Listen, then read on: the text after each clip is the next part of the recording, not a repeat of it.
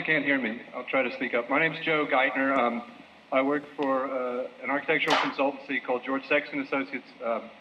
We specialize in lighting design and museum design, and the head office is in Washington, D.C. There's also a satellite office in New York City and one in Norwich. And the question always comes up when I present my business card, why Norwich? And my gut reaction is, why not? But in reality, my answer is inevitably, we've had a long association with this building. And because of the way we work as an office, because of the internet, in fact, you can be anywhere and do high-quality international work. It doesn't really matter. You don't have to be London-centric. So working in Norwich has informed my work, and in fact, I've spent most of my professional life in Norfolk. I came for 18 months in 1995.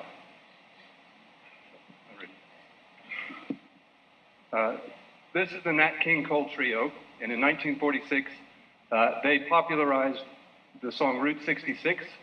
And after the post-war, probably unlike Britain, America was full of optimism and industrial might. And under Eisenhower in the 50s, they started a big program of building highways. The highway system, not surprisingly, came from a military idea of moving troops and heavy vehicles across the country, and it sprang up in the 20s. But I spent most of my childhood, it seems, on highways visiting families. And one of the things for me that it's kind of ingrained is the scale of the landscape in America. And that sort of memory affected me when I moved to Norfolk, and I often went to East Coast beaches because I grew up on East Coast beaches. So the orientation of the sun, its relationship to the water and the shore was very familiar to me. And it took me a long time to realize how beautiful North Norfolk was. And in 1999, I moved to this house, the second one in the yellow one.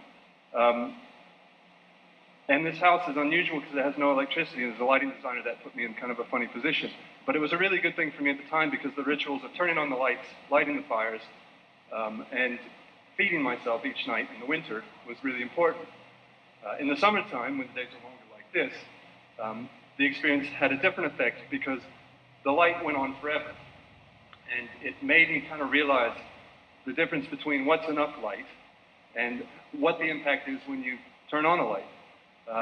Oftentimes, turning on a light in the interior, in this sort of atmosphere, brings on the darkness because of the contrast between a light and outside. And there's so much more light in the sun. The other thing that I learned was how flattering light is when it's just enough, how flattering candlelight is, how intimate it is, and that experience, essentially, of what impact light can have on you. So this is dinner with friends back when mobile phones were that big. So that's a little oil lamp in the background. This house also used to belong to Roger Ackling, whose work you might be familiar with. Roger makes works by drawing on them with a magnifying glass. And Roger's works had an impact on me in the sense that you can take something that's insignificant, make a mark on it, and it becomes significant. And I think in a lot of artistic and design practice, that's really important. The other thing that fascinates me about Roger's work, this is a detail, is that the media, unlike graphite or paint, you never see, which is the sun. And I wish I could take credit for this, but he makes the lines in series of dots, and each of those dots is actually a negative image of the sun, if you think about the light being focused on the work.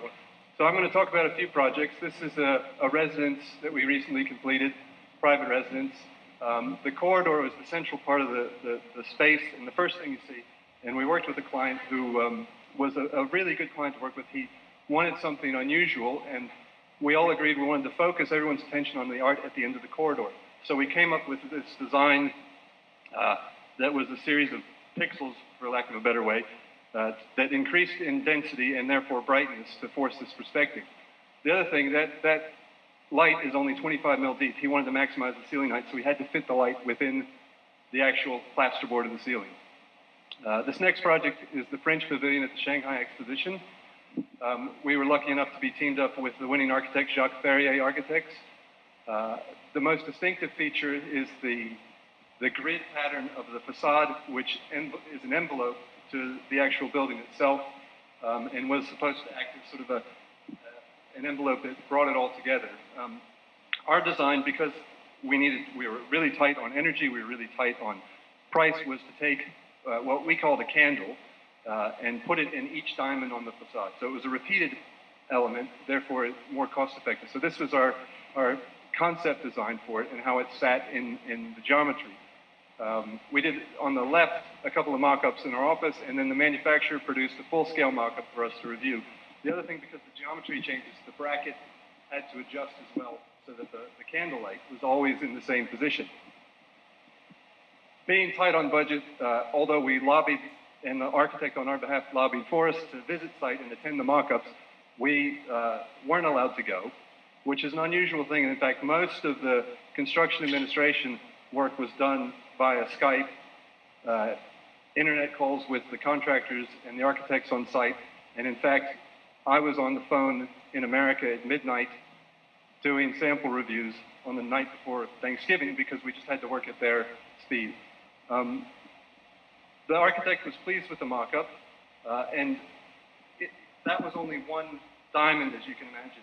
So it's hard to understand what the final effect would be. But we could kind of guess and predict and hope that it would have sort of the serendipitous effect because of its the variations, but the repetition. So one thing that happens is the intensity changes as it goes up because the diamonds become squat. So the intensity at the top of the diamond changes and becomes more bright at the top. It also, the reflector around it, well, the cowl, hides it from being too glary at the front, but also kicks light onto the interior facade, so that gets illuminated by it. So it does a whole lot of work for all of 12 kilowatts, which for a building of that size is actually not a whole lot of power. Each lamp is about 8 watts. This is a church project we did with a London-based architect called Tyson Kahn. Again, a great client, great architectural team, not a lot of money. We originally did some sketch designs on a basis of a workshop, which is about a day's work. They hired us to do the design development of the central worship space, and the idea was it was going to become a community space as well as a worship space and a cafe. So there's a lighting calculation down at the bottom, that colorful image, that shows the elements up and down and how we could predict what the light levels would be. Because in the end, what we were told is that the parishioners were quite old, and they needed to come and be able to still read their hymnals. So that was what we were given as our basis for lighting. We do site visits to make sure everything's working right. And in the end, this is the final result. There's just a simple linear fluorescent element down either side. It has an uplight component, downlight component. They're all switched separately. So you can effectively get 3 different scenes, split the worship space and the cafe space. So for all of 10,000 pounds, in terms of the equipment cost, we get a lot of functionality. So that was I'll only say that it seems tenuous now looking at this group of slides that, the things that I talked about poetically affected the work. But, I really feel that my experience professionally within Norfolk and the landscape informs what I do.